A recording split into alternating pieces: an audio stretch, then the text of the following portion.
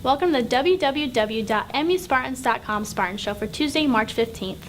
We have a full guest list this week as head men's golf coach Tara Boone and senior player Dylan Burns drop by to look ahead to the 2016 spring season. Manchester Activities Council Representative Hannah Field gives us an update on programming for the remainder of the 2015-2016 academic year. Intramural Student Director Simon Coleman stops by to talk about the programs being offered after spring break. And new head men's soccer coach Corey Brueggeman is a special interview guest. Stay tuned.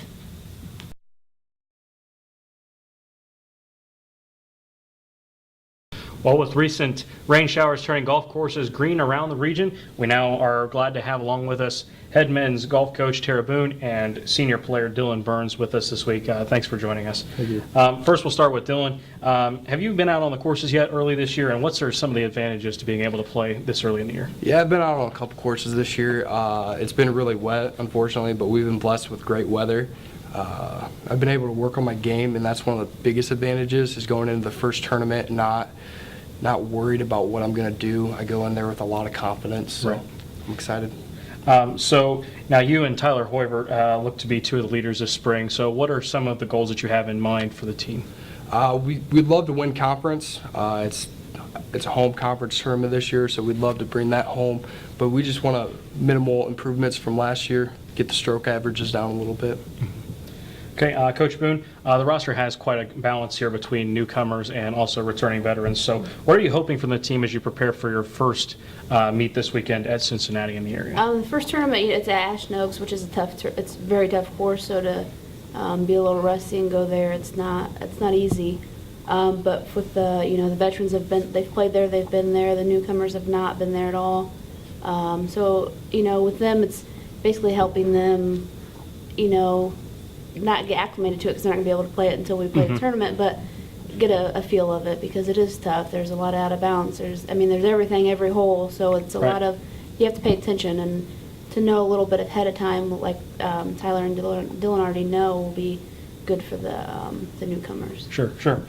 So also, as Dylan alluded to earlier, the final two rounds of the HCAC championship this year are going to be hosted by MU. So can you tell us a little bit about when and where that'll be and also what it means for the program to be hosting it? Yeah, we'll be April 30th and May 1st will be the last two rounds. First two rounds are down in Hanover, which both courses kind of suit our team. So I think if anything, it's going to be to our advantage, even though we play away the first two rounds. And from the last two, it's definitely to our advantages because we play well at those two courses. So, right.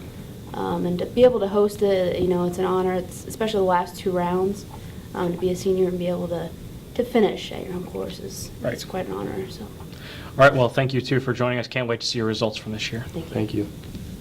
Hannah, we've had you as a guest before in the past. Can you give us an update on MAC's programming as the academic year winds down? Yeah, we only have two events left for the rest of this school year. We have our Friend Day, which is like an offset of Little Sibs just because of budget cuts, but it's for 16 to 22-year-olds, mostly like siblings and friends of students here now. And we just have, RHA has a block party planned for the afternoon on Saturday, April 9th, and then we also have laser tag, caricatures, a whole bunch of other stuff planned for the gym here. That's awesome. That night, and then we'll have a movie, I believe Jurassic World, that night. And cool. Then to wrap out the year, we have our May Day events, which we have every year. And that will take place just as it always does. The bonfire will be that Thursday night, trike race and air band will be Friday night, and then mud volleyball will be all day Saturday. So yeah, speaking of May Day, we know that it's one of the council's biggest events. So how much planning does it take to run May Day, and how many people are usually involved with it?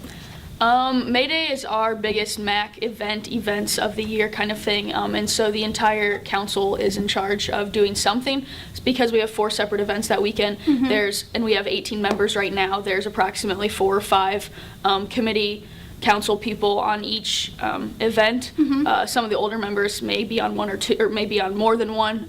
For example, like I'm on trike race, helping with that, and then I'm also a chair for mud volleyball. Oh, okay. So like I'm in charge then of mud volleyball, and then we'll help out with trike race. And with the planning of that, we've already started planning. We've been planning for probably a couple weeks now, just since the end of our other events, and a lot goes into that.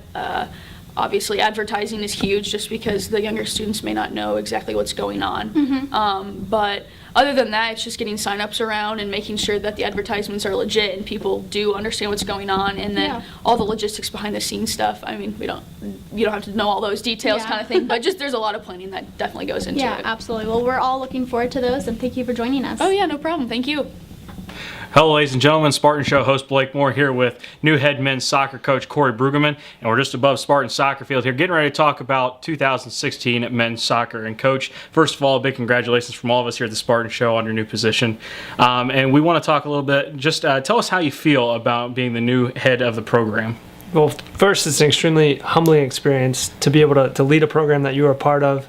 I'm just so excited to get back. We have an amazing group of guys currently, and I'm really looking forward to the incoming class that we have. We also have a great connection with the alumni, and so that's another thing that I'm looking to build off of what Coach Good had done.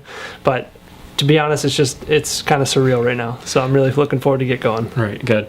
And now talking about Coach Good, he was your mentor. You've been under him for the last few years. Tell us what's one of your biggest takeaways that you're going to have from him going forward in your coaching career. I think it's just, if you think about the amount of people that Coach Good had really impacted over his time, it's incredible. The span of nationalities, just different types of personalities that he always connect with. If I can do anything like that, I would think I would be able to do really well. The one thing that he did, instead of just respecting the infinite worth as a Manchester guy of everyone, he truly tried to shape everyone or impact them. And if I can even touch near that, I think I'd be doing a great job. And so it starts with developing great relationships with him, following through, just the amount of alumni that he stays in contact with. I'm really looking forward to the celebration that we have for him coming up, and it's just going to be an amazing time. So just really looking forward to connect with as many people as I can. So now as you guys get ready for your first season as head coach, what are you and the team going to be focusing on as you guys train and get ready for the upcoming season? It's not that much. It's not that different as it has been in the past. I think we're definitely going to focus more on the ball. A lot of teams have start to mix what they want to do tactically, whether they want to defend more, or attack more. We want to really, really value what we do with the ball, and that means a more attacking style. If we can get a lot of more technical work going instead, we can really shape up for a good season next year. So I'm really excited. Good. Well, Coach, we thank you for joining us. Congratulations again on the new position. Can't wait to see what you and the team do on the pitch next year. Thanks for joining us. Thanks. It's now time to meet our Spartan Show MVP of the week. The softball diamond is the home of this week's honoree. Senior pitcher Mackenzie Williams took a perfect game into the 7th inning against Adrian College on Saturday as part of her first complete game shutout. Her win was part of a 2-0 trip for our Spartans at Center College. Congratulations, Mackenzie. Simon, could you please give us an update on how student intramurals have been going, such as what have the numbers been and what have been the biggest highlights? So the numbers have gone up in intramural soccer. There's more teams, and there's actually quite a bit of fans, ironically, even games at 12:30 at night, which is fascinating. And then tournament starts this week for soccer.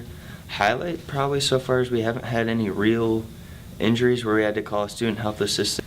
Looking ahead after spring break, what is being offered? We're having volleyball, basketball, and softball. Softball will be outside, and then volleyball will be in the Odds gym, and then basketball will be in here. Okay, well, it sounds like you're quite a busy man. Yeah. Well, thank you for joining us.